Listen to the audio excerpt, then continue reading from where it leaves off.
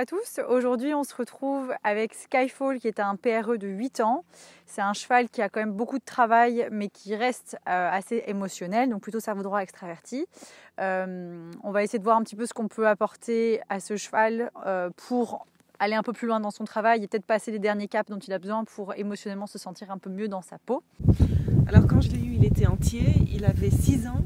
Ouais, ah oui d'accord, ok. Il est castré maintenant. Là il est castré, ouais. Oui.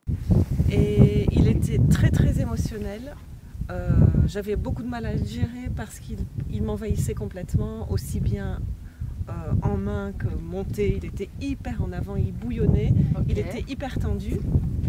Et donc j'avais beaucoup de mal dans les premiers mois à construire une relation avec lui parce que tout simplement il m'impressionnait beaucoup.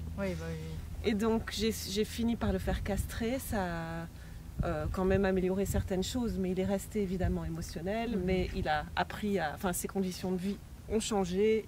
Il a commencé à vivre en troupeau et ça l'a pas mal posé. Et en parallèle, j'ai beaucoup travaillé avec lui. J'ai été très bien accompagnée, surtout. Et on a fait beaucoup de travail au sol et beaucoup de travail monté. Donc là, je dirais qu'on a atteint une belle harmonie ensemble. Mais on a toujours une grande différence d'énergie parce que lui, il en a beaucoup plus que moi. Donc il me demande d'être hyper créative et sûre de moi et de prendre une place que j'arrive pas à prendre.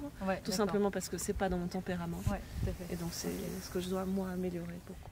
Aujourd'hui, quand tu travailles au sol et peut-être pareil à cheval, est-ce que tu as cette sensation que quand vous montez en énergie, ça veut dire monter en stress? Exactement, pour tous les deux aujourd'hui, c'est le cas. Tous les deux, lui aussi? Oui, lui aussi. D'accord, c'est intéressant. Et en liberté aussi? En liberté aussi et peut-être même surtout.